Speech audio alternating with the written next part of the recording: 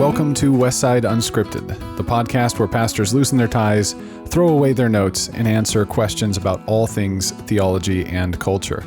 I am Josh Bartels, the assistant to the pastors here at Westside, and I am this time actually joined by our preaching pastor, Peter Montoro. He is back from a leave of absence due to illness, and so it's good to have him live and in person here.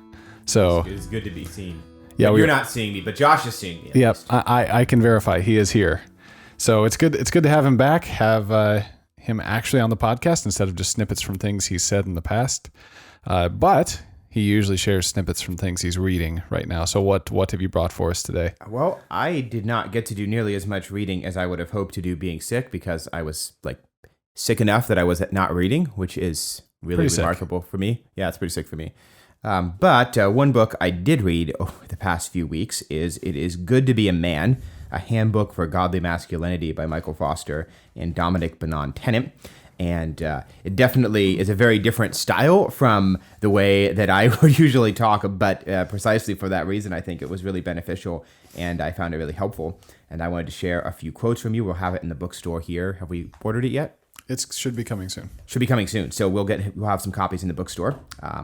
But a few quotes. The gender war is not between the genders. It is on the gender. Gender itself is under siege. The enemy of our day is not male versus female, misogyny, or female versus male, misandry. The enemy of our day is androgyny, humanity spurred on by the devil versus sexual distinctions. And so there's an idea that if we can mush the genders into a homogeneous humanity, then there'll be no more divisions, no more tensions, no more conflict. And so girls are taught to be more masculine because masculine achievements are the ones that matter. And boys are taught to be more feminine because the masculine nature is toxic and disgusting.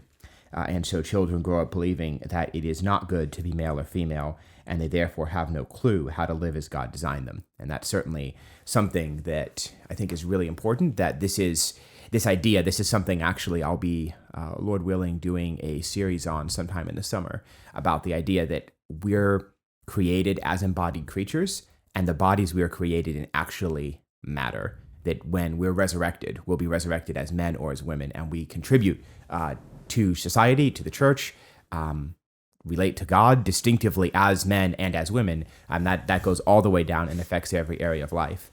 And so often the church has been complicit in this sort of androgynous spirituality that is at the root of so many of the problems in our culture. And so understanding what it means to be embodied as a man or as a woman is really, really, really basic. Yeah. In fact, I'll be talking about that on Sunday morning, Lord willing. So I thought that was really helpful. Yeah, and there's something about that we tend to view ourselves as a human person as like a body that a soul inhabits, or a soul that wears a body, or like that there's a disconnect, but the human person is all of those things together at the same time, that your soul is male or female. You're like all of you is male. Yes. Yeah. And you will always be, if you're a man, you will always be a man. If you're a woman, you will always be a woman. And it, like you said, and I think that's really important to understand. And understanding that humanity flourishes as women make contributions as women, and their womanly contributions to the family, to community, are valued and respected. And since society in general values women for how good they do at being men, then if we're going to say, well, we don't want women doing what men do, then we need to find ways to honor women and to see that they're properly rewarded for excelling as women, in a way our society doesn't. So I thought that was really a really good point. That's good. And the second quote, I have three quotes actually. The second quote is from Bonhoeffer, from his book Life Together, and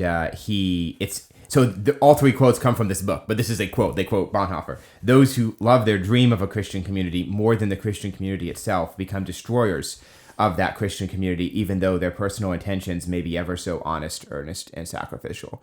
And I've seen that so many times, that those who have an idea of what they want, that they value their idea more than the actual flesh and blood community they're a part of. And it's not just community, it's marriage or whatever, that I've seen so many families where they have an idea of the ideal Christian family, and they love their idea so much that they destroy the actual family they're a part of because it doesn't match their idea. So I thought that was really insightful. And the third quote, I have lots of quotes from this. Nice.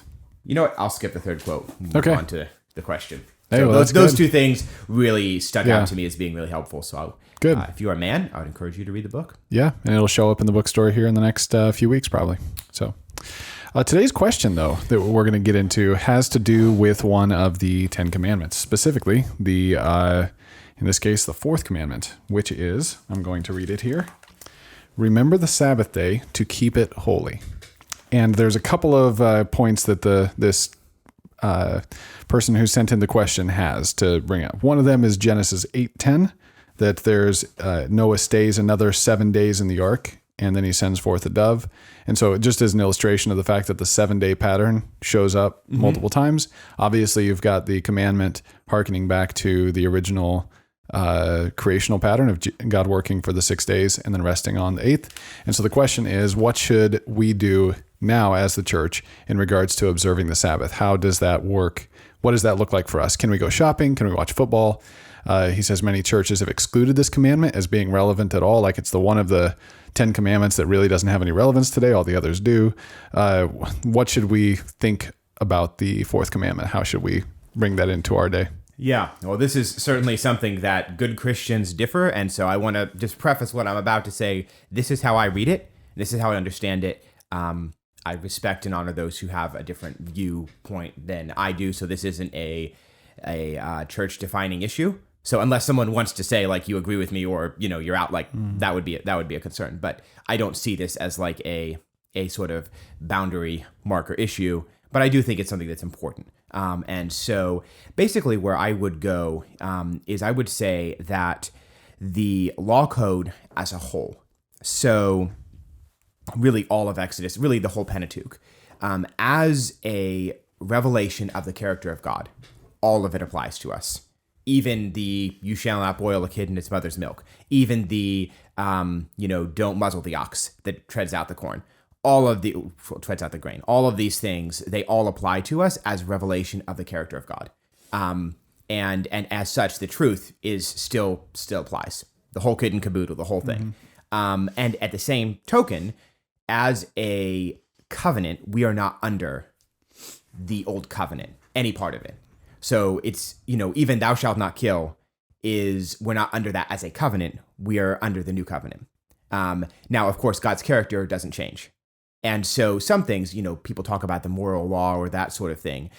But it's more that some things are so basic to being human, being created in God's image, that they're relatively unchanged. So the meaning of adultery doesn't change between the old covenant and the new covenant. The meaning of, thou shalt not murder doesn't change between the old covenant and the new covenant. It's deepened. Jesus talks about hate and he talks about lust in a way that isn't explicitly addressed. But even if you look at, we'll be getting into this in the Sermon on the Mount, Jesus is more saying, giving a deeper insight into what the old covenant already pointed forward to, right? So he's drawing out the implications of it in a way that may not have been perfectly clear, but he's not reversing what was there. He's more saying this is how we should, this is how it should have been interpreted all along, in ways that may not have been completely explicit, but if they had been, being led by the Spirit, this is how they should have been reading it all along. And so I would see, though, that we're not under it as a covenant, as a law code. So it's not intended so none of it is intended as law for us. All of it is revelation to us. And where that intersects with the Sabbath is, I think the Sabbath is something that is given specifically. So the seventh day Sabbath is something that's given specifically to Israel. And there's I think, pretty solid evidence of that it's something I was talking about in the series on Exodus just a few weeks ago. Well, it's been a few weeks since I've been in Exodus, but it was, I think, the second to last week when I, back before the great illness. But when the manna is given, it's pretty clear that the Sabbath is a new concept to Israel at that point. And then later on, throughout the prophets, it talks about in the wilderness, Israel was given the Sabbaths. And so it seems both contextually and then later, when it refers back to this season, it seems like the Sabbath is a new concept. Now, but it's something that is in keeping. So there's a 7-day pattern that is present already in creation. There's a 7-day pattern, as the questioner pointed out, with Noah's flood. So you have this sort of 7-day pattern that shows up, but there's no explicit teaching about a Sabbath. And so there's a creational fittingness. And I believe it's in, it's in Exodus. So Deuteronomy gives a different motivation. Exodus gives this creational motivation, and it's tied to the creational pattern, but sort of as a commandment, as a legal obligation that is part of the Old Covenant, which we're no longer under as the New Covenant people of God. And so how does that show up in the church today? I think in Hebrews talks about how there's a rest for the people of God, and it takes this category of rest and really applies it to the rest we're going to enter into the new creation, but also gives a hint that it's resting from our work and trusting in the work of Christ. And so I'd see the Sabbath fulfilled really in 3 different ways in the life of the church right now. One, I would see there's a basic creational principle that we can't work all the time. There has to be a day of rest. There has to be seasons of rest in our life. There has to be a rhythm of work and rest where we realize we're not God. We need to take a break. So that I don't see it has to be Saturday. I take a day off on Friday because Sunday is really not a day off for me. And so having that regular rhythm of work and rest, I think that principle still applies because that's something about the character of creation. That's just how we were made as human beings. So not as a specific law covenant, you have to, not kindle a fire on the Sabbath, but that idea of a rhythm of work and rest at the creational level. And then the idea that we trust in what God has done for us. We're not working to earn our salvation. So you have that spiritual level. And I think that's part of the application as well, that we are resting from our work and we're trusting in the work that Jesus did for us. And then also we are looking forward to this eschatological end times rest that is coming, that, right now we're often weary, but a time of rest is coming, where we're going to have a reward for our labors and we're going to be able to have that final rest with God. So those would be sort of the three ways that I would see it as happening. And I see that intersecting with Sunday of that principle of really setting a day to honor the Lord.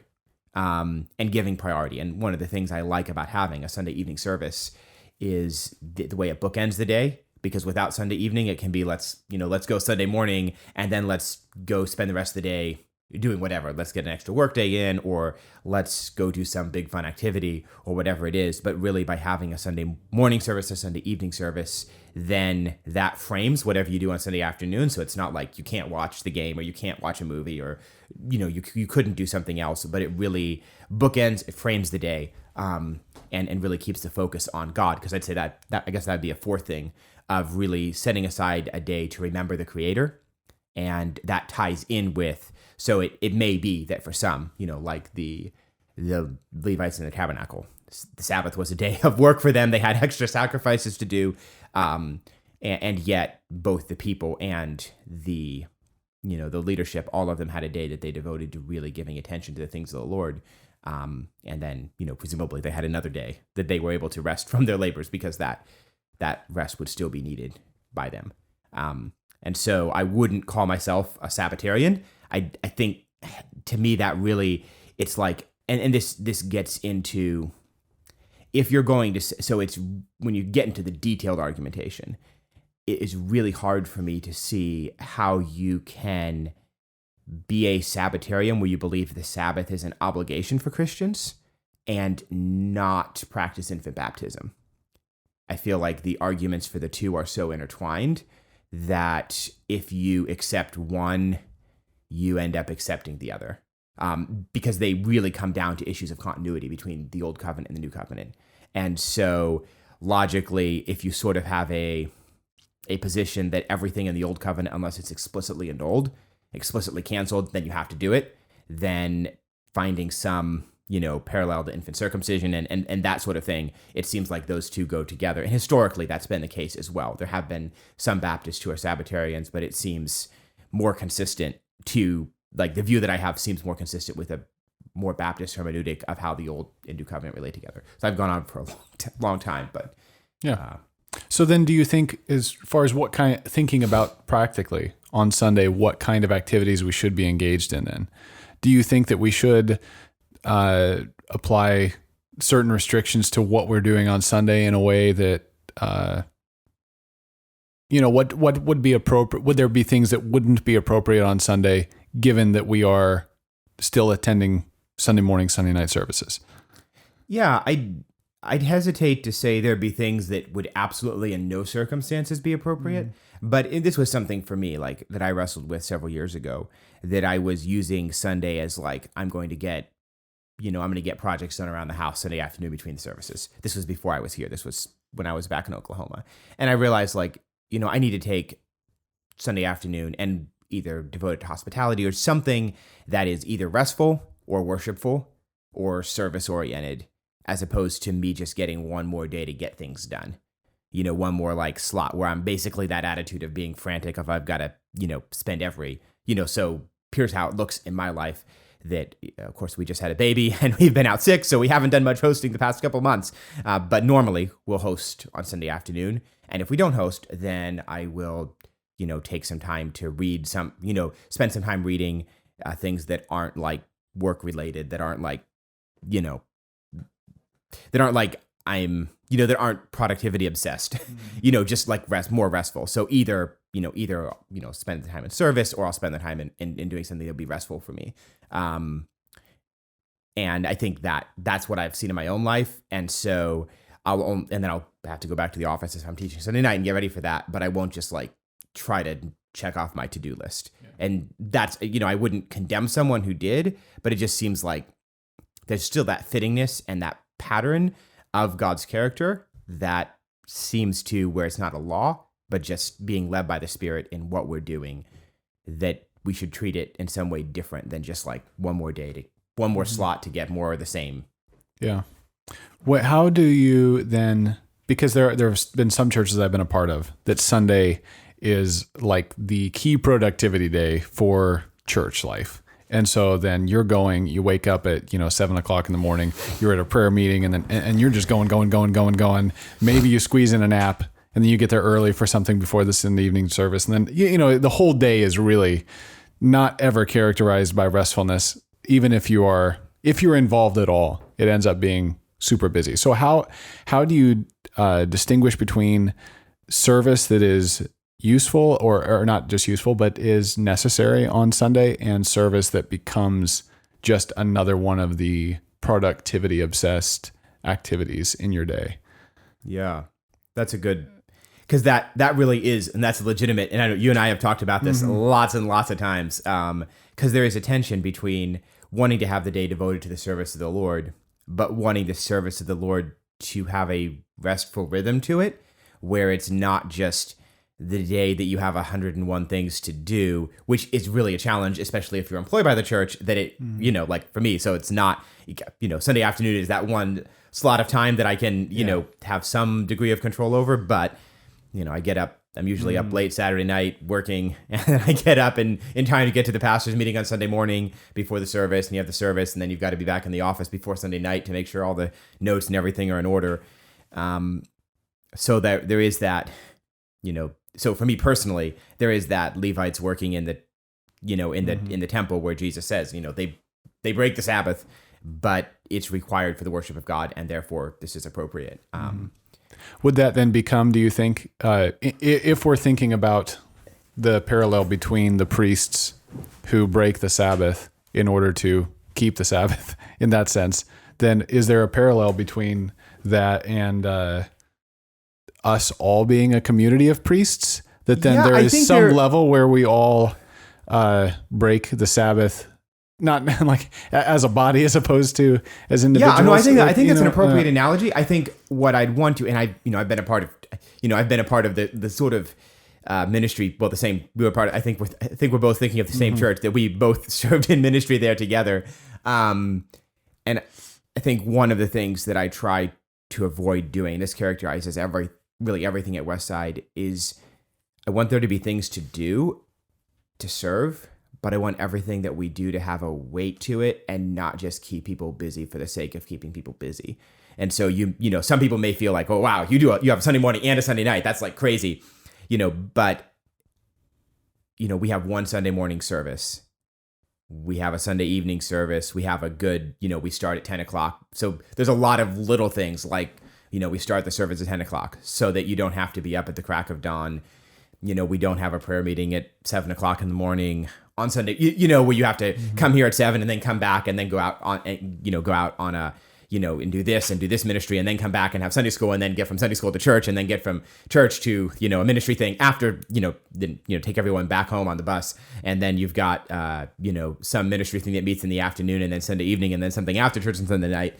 And so, that was what was characteristic of the church we were part of. And so really, so the tension that I feel is everyone lives kind of far apart.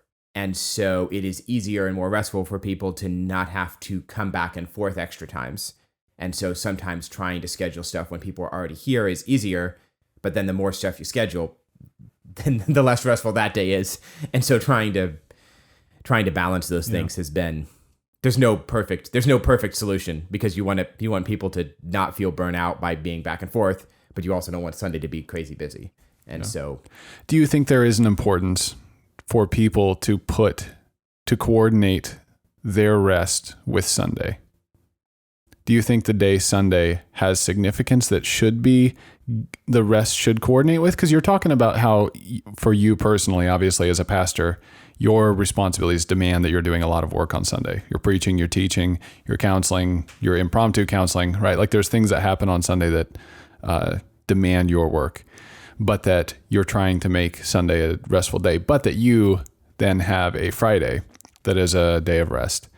Would it be appropriate then for church members to say, you know what, I'm going to give my Sunday to service in a way that, okay, Saturday is going to be our rest day, and that's going to be the day we're not going to do anything, but then Sunday we work hard? Or is there should we be trying to leverage rest on Sunday, do you think? Yeah, I mean, so one of the challenges is, there's really clear teaching in the New Testament that the church is meeting for worship on Sunday. But in first century, Sunday was a work day. And a good portion of the early church was slaves. This has been one of my tensions with sort of Sabbatarianism is it's actually, some people believe it's actually sinful to work on Sunday. But given the realities of first century Greco-Roman society and even Jewish society, because Sunday was a work day for them as well, and given that a good portion of the early church was slaves, to say that they were being sinful, and you see this even, they're meeting, in some cases, they're meeting very early at, we know from historical records that they would either meet very early in the morning, before work, or they'd meet very late at night after work, or both.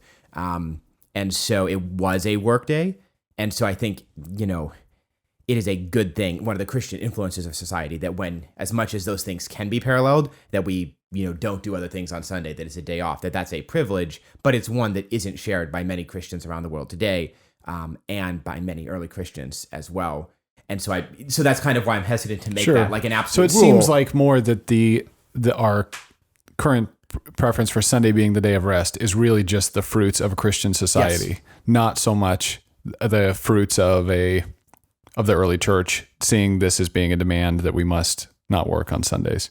Yeah. And really, I mean, so it kind of goes back to the Puritans were extremely strong on Sabbatarianism.